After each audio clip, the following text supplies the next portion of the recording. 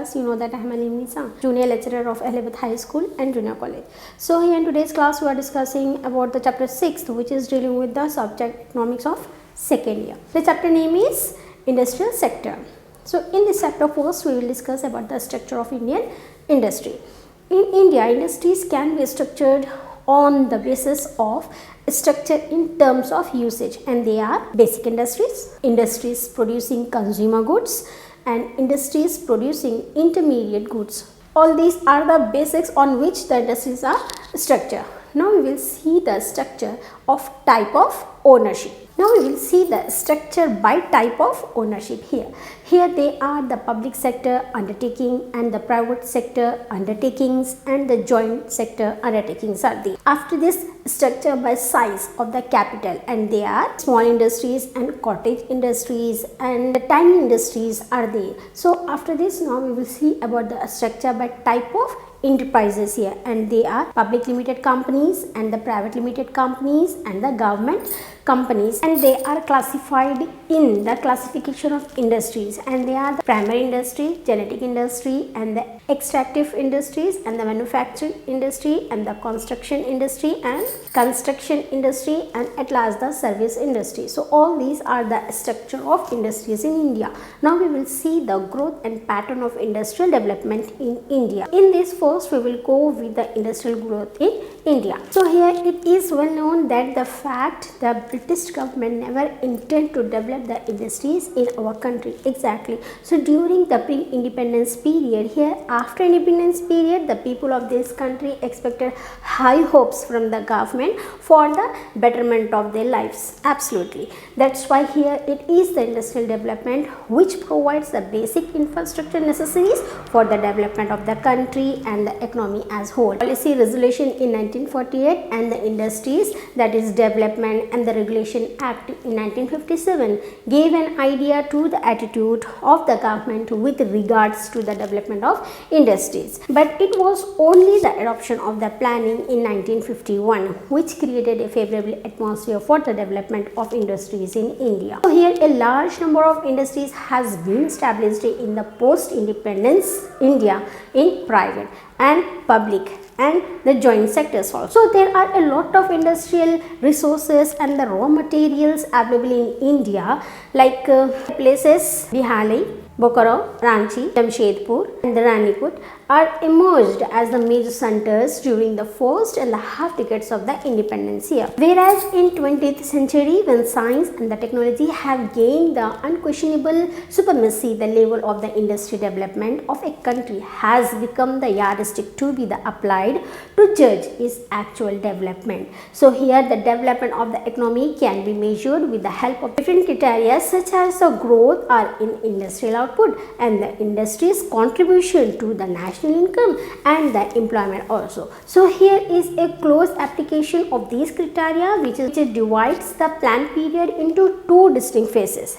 That is the first phase up to 1965 to 1966, and the second phase is from 1965 to 1966. Here the economy took the rapid steps during the first 5-year plans but slow down late. But here the industry's contribution to the national income and its capacity to generate the employment have displayed the similar trends. That's why here we cannot describe our industrial development as a spectacular, though there has been a spread of few industrial complex all over the country. Get it here. So now we will see about the index of industrial production, that is IIP. Here the index of the industrial production, that is IIP, compares the three components of industry, that is mining, manufacturing and electricity. So here the IIP is also categorized by the use-based classification. Now the industrial development during the 5-year plans in India. Here the real growth and the development of industrial sector in India started during the period of 5-year plans, and that is the first 5-year plan from 1951 to 1956, and the second 5-year plan is from 1956 to 1961, and the third 5-year plan, that is from 1961 to 1966, and here the annual plan is from 1966 to 1969, and the fourth 5-year plan is from 1969 to 1974, and the fifth 5-year plan is from 1974 to 1979, and the sixth 5-year plan from 1980 to 1985, and the seventh 5-year plan is from 1985 to 1990, and the seventh 5-year plan from 1985 to 1990, and the eighth 5-year plan is from 1992 to 1997, and the ninth 5-year plan is from 1997 to 2002. Here the 10th 5-year plan is from 2002 to 2007, and the 11th 5-year plan is from 2007 to 2012, and the 12th 5-year plan is from 2012 to 2017. So all these are the 5-year plans. Now we will see the major industries in India, and they are steel industry, sugar industry, jute industry, chemical industry, and the cement industry, iron and steel industry, IT industry, mining industry, and at last the petroleum industry. So all these are the industries. Now we will see the industrial backwardness. The industry development is the indicator of the economic development. So here the industrial backwardness is the result in the economic backwardness. Exactly. So here the consequently the quality of life of people is very bad and poverty level is very high.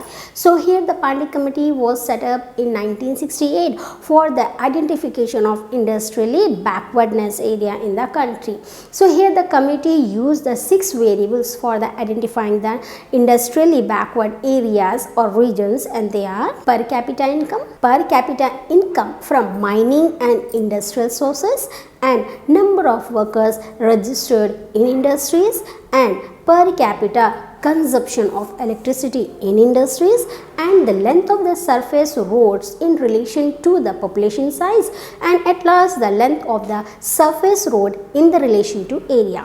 Get it here? So here the most backward districts lies in the eastern Uttar Pradesh, Assam, Western Rajasthan, and the Central Plateau region of Telangana, and the Western Ghats region, and the adjacent Plateau region of Kerala here.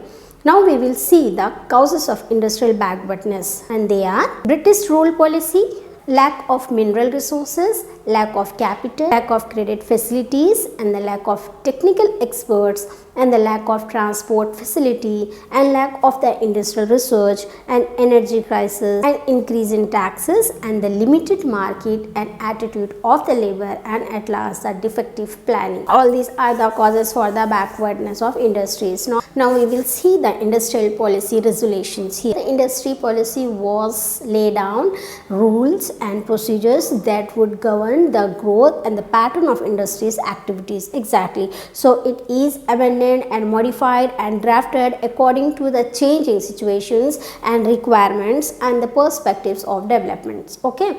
So here some objectives are there in this, and they are rapid industrial development, balanced industrial structure, and the prevention of concentration of economic power, and the balanced regional growth. So all these are the objectives of the industrial policy resolutions. Now we will see the industrial policy resolution of 1948, and they are exclusive state monopoly, and state monopoly for few units, and state regulation, and unregulated private enterprises. So after this, now we will see the industrial policy resolution of 1956, and they are the classification of industries, and the assistance to private sector, and the expanded role of cottage and small scale industries, and the balanced industrial growth among the various regions, and role of foreign capital, and the development of marginal and technical cards, and the incentives to labor, and after this, now we will see the industrial policy of 1980, and they are and the revitalization of the public sector, and the economic federalism, and the redefining the small units in tiny units, small industries, and the ancillaries. Now after this, redefining the small units. After the redefining the small units, next is the promotion of the rural industries, and the removal of regional imbalances and the industrial sickness, and at last the regulation of the unauthorized excess capacity. Now we will see Now we will see the Industrial Policy Resolution of 1991, and they are the abolition of industrial licensing and the public sector's rule diluted and MRTP Act, and the free entry of foreign investment and technology, and the liberalized industrial location policies, and last the removal of mandatory convertibility clause. And now after all these we will see about the special economic zone, that is SEZ. So here the biggest over SEZ projects in Orissa, that is Tata Steel Limited in our country. So this was the first greenfield project of the Tata Steel after that plan at Jamshedpur. There are different types are they from them. Some of these are multi-sector, that is requiring a minimum of 1000 hectares of land, then the sector specific, that is requiring a minimum of 100 hectares of land, and free trade and warehousing zone, that is FTWZ, which requires a minimum of 40 hectares of land. Then IT or ITs and handicrafts and the biotechnology and non-conventional energy and the gems and jewelries are requiring a minimum of 10 hectares of land. So here any private and public or joint sector or the state government or its agencies can set up in a SEZ, that is special economic zone. So here a foreign agency can also set up the SEZ in India. Okay, after this now we will see about the small scale industries, there with rules, problems and the issues of sickness. Here the first we will see the characteristics of a small scale industries, and they are the ownership, the management and control, and the area of operation, and the technology, and the gestation period, and the flexibility and the resources, and at last the dispersal of units. So all these are the characteristics of a small industries. Now we will see the role of a small scale industries in India. This clearly shows that the importance of the small scale industries in the economic development of the country, that the small scale industries have been playing an important role in the growth of progress. Exactly. So here of an Indian economy since independence, it spite of the tough competition from the large sectors and the not very encouraging support from the government. But in spite of these, the important role played by the small industries and the small scale industries in India, like the small scale industries generate the employment opportunities, and they enhance the mobilization of resources and entrepreneurial skills also, and it also facilitates the equitable distribution of income, and also it regional dispersal of industries, and it provide the opportunities for the development of technology, and also it utilize the indigenous organizational and the management capabilities, and also promote the exports, and it support the growth of the large industries, and at last it also maintain the better industrial relation. So all these are the main and important role of the small scale industries in India. Now we will see the problems which are faced by the small scale industries in India. Here the various contracts and the problems faced by the small scale industries in India, and they are like the finance, raw material, and the idle capacity, and the technology, marketing, and infrastructure, and the project planning, and the skilled manpower, and at last the marginal competency. So after this, the measures to solve the problems of small scale industries we will discuss, and they are the credit facilities, and the industrial estates, and the testing laboratories, and the supply of designs and publicity, and the facility of raw materials, and the purchase of cottage industries products, and the protection against the foreign competitions, and the establishment of the training institutions, and at last the handicraft centers also. After this, we will see about the sickness of the small industries in India with causes and remedial measures. Here there are the different causes of industrial sickness in small scale industries, that is SSI are fall under into the two important categories, and they are the internal and external for sicknesses. And first we will see the internal causes for sickness, and that are lack of finance, wrong production policies, lack of marketing, and inappropriate personnel management, and ineffective corporate management. So all these are the internal causes for sickness. Now we will see the external causes for sickness, and they are the personal constraints, and the marketing constraints, and the production constraints and the financial constraints. After this, now we will see about the industrial finance with source and development banks.